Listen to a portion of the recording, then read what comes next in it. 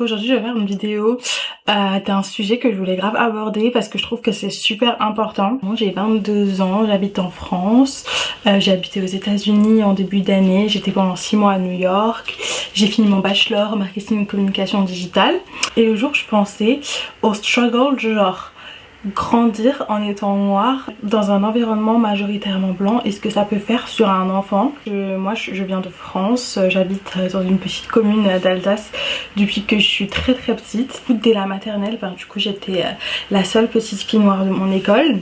Au départ c'est pas vraiment une différence que tu remarques avant que les gens commencent à te faire la remarque, puisque on sait tous que les petits ils sont horrible entre eux, genre en mode en vrai on est vraiment cruel entre enfants, surtout quand on est en maternelle, mais le collège c'est encore pire. Du coup l'autre jour je pensais à ça, j'avais envie de parler en fait du sujet et des trucs qui je pense pourraient aider une petite fille qui vit dans un environnement du coup majoritairement blanc aussi à avoir confiance en elle. Je suis une 2001 donc j'étais en maternelle peut-être vers 2005 tout ça. C'était l'époque où moi je regardais que Midi les Zouzous.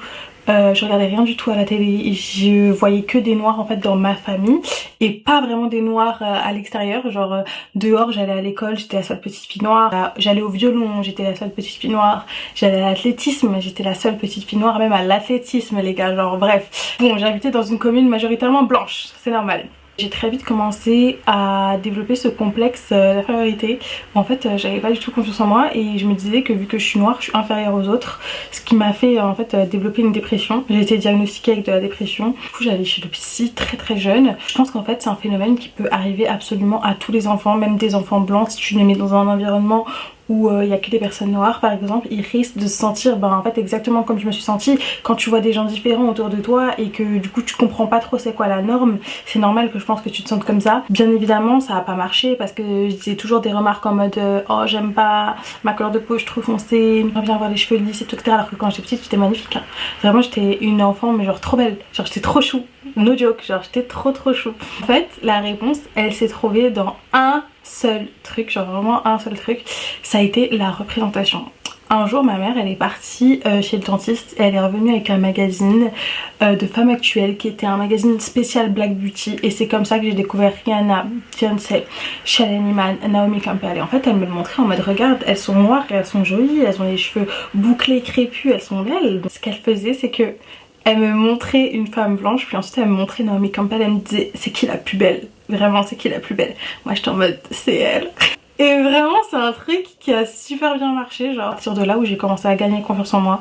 Et vous pouvez demander à n'importe qui me connaît en primaire, au collège et au lycée, j'avais tellement confiance en moi. J'ai commencé à découvrir tout ce qui est trash urbaine, BET, ce genre de chaîne où j'ai vu de la représentation. Je me suis dit mais en fait les gens de ma culture c'est trop stylé, et être noir c'est trop stylé etc. L'époque du swag et tout. Et je trouve que c'est vraiment important d'avoir beaucoup de représentation à la télé et tout etc. C'est pour ça que quand je vois les gens qui se plaignent pour Ariel alors que de toute façon c'est une fucking sirène, genre c'est bon y a rien, genre je comprends totalement genre les petites filles qui ont été heureuses de voir que Ariel en fait elle était noire dans le Disney. Ce problème de vivre dans un espace majoritairement blanc, c'est pas vraiment un problème puisque en fait ça m'a énormément servi dans la vie, dans le sens où j'ai plein de facettes et je peux m'incruster dans tous les groupes possibles. Je sais que ça s'appelle la double consciousness et que c'est un terme inventé par je crois Thomas Weber ou un truc comme ça. C'est quand tu as différentes personnalités et différentes facettes de toi-même pour chaque groupe social auquel tu appartiens en fait. De mes points extrêmement forts, du coup je m'adapte un peu partout. Et en vrai ça a eu plusieurs impacts dans ma vie, genre en mode c'est trop bizarre parce qu'en fait c'est la première fois que je parle de ça, mais je sais que ça vient de ça. Quand j'étais petite et que je m'imaginais genre la vie par exemple en couple ou en famille, j'imaginais pas un homme noir. Je suis noire donc ce serait normal que j'imagine un homme noir, mais c'est puisqu'en fait autour de moi il y avait que des personnes blanches. Du coup en fait je prenais ce qui était la norme pour moi et je me l'imaginais. C'est resté comme ça dans mon subconscient je pense, ou même dans mon conscient parce que c'est resté comme ça pendant énormément de temps dans ma tête. Et en gros ça fait que naturellement, parce que c'était comme ça dans ma tête et que j'ai appris ça comme ça et que quand j'ai sociabilisé avec le monde extérieur j'ai vu les choses comme ça, et ben je n'ai date que des personnes blanches. Kind of weird à expliquer. En fait c'est un truc que j'essaye de changer parce qu'en fait je me rends compte que c'est pas vraiment une préférence en fait. C'est pas une préférence que j'ai, c'est vraiment genre mon instinct. Il me dit ok, ça c'est la norme, tu vas aller vers la norme, alors que c'est pas du tout la norme. Et en fait je sais que ça vient de ce que j'ai vécu pendant, vu que j'ai été très insécure quand j'étais jeune, ça veut dire tout ce qui est maternelle, tout ça. Ben, j'ai pas été insécure au collège, j'ai pas été insécure au lycée, j'avais même extrêmement confiance en moi, ce qui a posé problème à beaucoup de personnes. J'ai arrêté de parler à une de mes amies parce que elle m'a littéralement dit que je prenais la grosse tête, alors qu'en fait je prenais juste pas la grosse tête, j'avais juste extrêmement confiance en moi.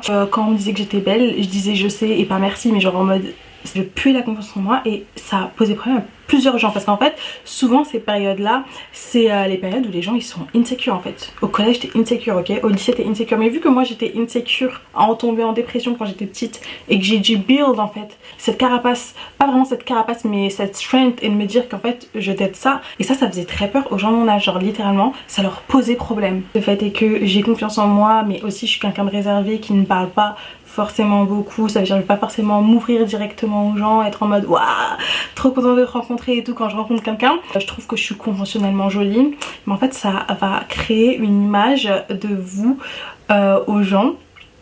La première chose à laquelle ils vont penser quand ils vont vous voir, ils vont vous dire purée, elle a l'air hautaine.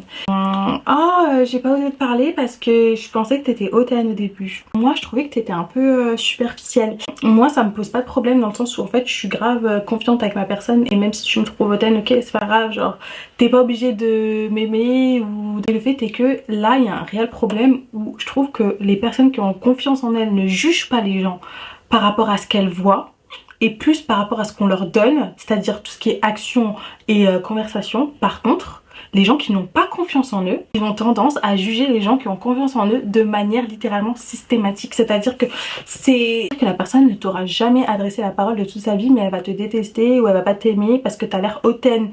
Et c'est fou pour moi. Je trouve que c'est grave une remarque normalisée, genre. Alors que pour moi en fait c'est une remarque qui pue l'insécurité, parce que c'est quoi être hautaine en vrai? C'est quoi être hautaine? Genre honnêtement, c'est quoi être hautaine? Être hautaine, je comprends le taux hautain, mais je comprends pas c'est quoi être hautaine. Donc faut m'expliquer. J'ai vécu dans un environnement majoritairement blanc, et il y a une remarque qu'on me faisait beaucoup, que certaines personnes noires m'ont beaucoup fait. T'es whitewash, genre la manière dont tu parles et tout, je crois t'es blanche et tout, etc. Juste parce qu'en fait je parlais d'une certaine manière. Les filles, la manière dont vous vous habillez et dont vous parlez, en fait ça change rien sur vos origines et la personne que vous êtes. Vous avez ce complexe d'infériorité par rapport à vos copines blanches et des trucs comme ça, mais je vous assure, ouvrez votre Pinterest et tapez Naomi Campbell. En fait je trouve que c'est plus une force d'être différente de ses copines et de son entourage qu'un désavantage. En fait c'est trop ce qui fait votre shine et qui vous rajoute de la plus-value. Genre moi je trouve que c'est incroyable vraiment d'être noire. Et je trouve aussi que quand tu vis dans un environnement où t'es bien différente des autres, il faut que quand tu sois chez toi en fait, tu te mettes dans un environnement où il y a des gens comme toi. C'est-à-dire que tu mets YouTube, tu regardes des tutos par exemple de filles noires, tu regardes des séries avec des filles noires et tout. Ça change grave le mindset qu'on peut avoir sur la situation. Et voilà, c'était ma petite vidéo talk par rapport au fait d'être noire, et en tant que fille noire dans un environnement où ben t'es la seule en fait. Et je sais pas si j'ai déjà vu ça sur YouTube ou pas, mais en fait je vous explique qu'il y a tellement d'autres choses à dire.